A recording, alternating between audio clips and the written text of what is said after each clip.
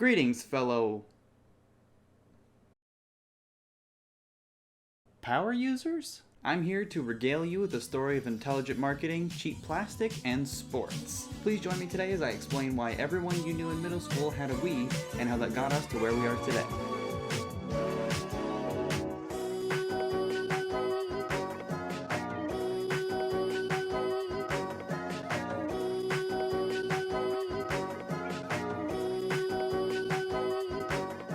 If you're like me, you've probably been to a family gathering, been playing Xbox with your cousins. When you're on to your grandpa walk in and say, "What are you guys doing?" You show them the Xbox 360 controller and they say, "Why has this got so many buttons on it?" And that might sound pretty strange to gamers like you or me. But a lot of people who don't get top 5 global Halo 3 kill streaks have a really limited knowledge of the average controller. That's where Nintendo poked its little head out and said, "Hey, you guys like bowling?"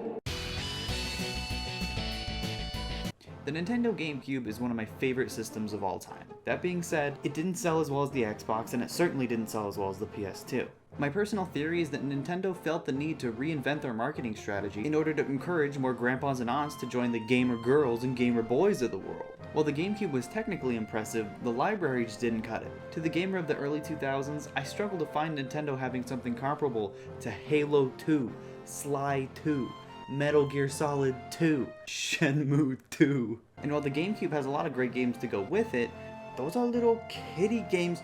Get them away from me, I want World of War! Ugh! The games industry was changing, and the games that were changing the industry weren't Nintendo's. That being said, they were fucking destroying the handheld market. But this video is not about that. From the outside looking in, the GameCube is almost something for Nintendo fans, rather than something that would draw more fans to Nintendo. I mean, you got the best Zeldas, you got the best Marios, you got the best Animal Crossing? What? But besides those first-party titles, you had remakes of PS1 games, Super Monkey Ball, but Halo let you hold 2 guns at once. I'm sorry, I don't know what to tell you. The PS3 Xbox 360 generation took what we already knew was good and just fucking sent that shit to the moon. Halo 3, Gears of War, The Last of Us, Red Dead, fucking Heavenly Sword. Okay, they can't all be bangers. Then, suddenly, the Wii. Nintendo fucking surprised everybody I knew with the Wii.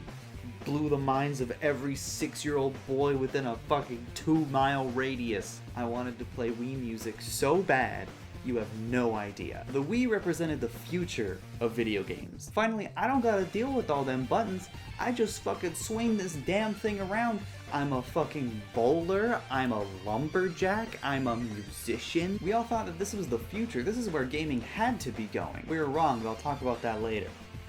With a $250 price point and launch titles like Wii Sports and the Barnyard game, the Wii went on to sweep the globe, selling 101.6 million units in its lifetime. Now, you may be wondering, how can the Wii, with the worst Marios, the worst Zeldas, the Metroid that everybody hates, how can that be so wildly successful? Well, it was Wii Sports. And to a lesser degree, it was the Barnyard game. You could just buy a Wii Golf game at the checkout of your local Walgreens, go home and start swinging it around. There's nothing new to learn. It works on what you already know. But to the United Power Users of America, we see this as kind of a dark time for Nintendo. They weren't really making games that we wanted to play, and when they did, well.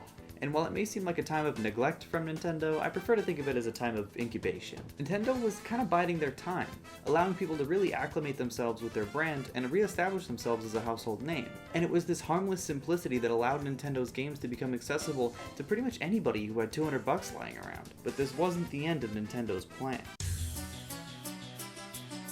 When the Wii launched, it sparked a little tech race between Sony, Microsoft, and Nintendo. Seeing how outrageously well the Wii was doing, it was a no-brainer that Sony and Microsoft would try their hands at motion control as well. And I think this is an important part of why Nintendo did so well at this time, because their competitors were just a joke.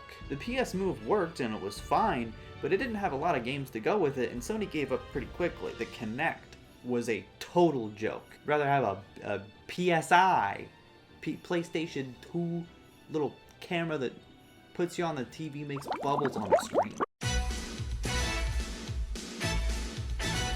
6 years after the release of the Wii, Nintendo launched the Wii U. Fun fact, I am the only person that bought a Wii U. And I liked it. Wii U was Nintendo's next step in their big boy plan to reassert themselves as a household name and scoop up a bunch of the normies and turn them into the new gamer boys and gamer girls of the next generation. You can only blame Nintendo for how badly the Wii U did. With only 13.5 million units, it actually sold less than the GameCube by about 6.5 million. The main issue is Nintendo didn't even do anything with the Wii U. It took them years to release a Super Smash Bros., and it took them the entire lifespan to release a Zelda. After Super Mario Bros. U, Nintendo seemingly went radio silent on first-party titles. And after Nintendo kind of soured their relationship with the less casual crowd, it didn't seem like third-party developers wanted anything to do with them. And this led to a bit of a dry spell, with Mario 3D World coming out a year after the console was released, and Smash 4 and Bayonetta 2 coming out a year after that. I think it's safe to say that the Wii U definitely failed in its goal as being a stepping stone from the Wii to what would eventually come after, but not all was lost, because what would come after was pretty cool. Just like the competition Nintendo brought upon itself with motion control, the Nintendo NX being announced kind of stirred some soups. The NX was announced in March of 2015, only 3 years after the Wii U had come out, and right around the time they actually started making things for the console too. And while new console models were no new thing for Sony and Xbox, I think the rumors that the NX was going to be an expansion to the Wii U made them a little nervous. I think it's a little more than convenient that the Xbox One X and the PS4 Pro came out just a little after the NX's announcement. About a year and a half after the initial announcement, and the NX becomes the Switch. Another relatively inexpensive console that totes some sort of inventive addition to the overall experience. But this time, they have games. A fuck ton of them. I remember back in 2016 when the Switch was announced, they released a huge list of third-party developers that were making games for the Switch. And when I saw this list, I was like, yeah. And with games like 1-2 Switch, people who bought a Wii can kind of resonate with what Nintendo's doing now, and maybe they'll play Breath of the Wild.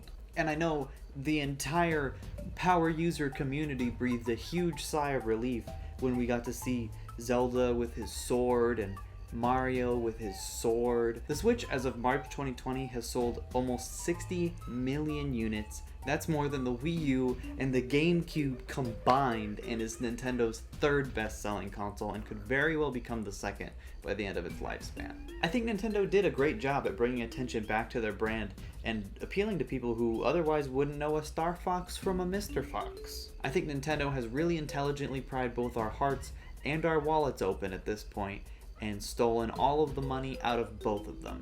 And that pretty much wraps up the story of the Wii. It was an incredibly weird time for gaming, and even weirder for Nintendo, and a lot of really bad games came out of their plan, and now we got Breath of the Wild, so I can't really complain. That's all for me today. Thank you for watching my video, and I will make another one later. Bye!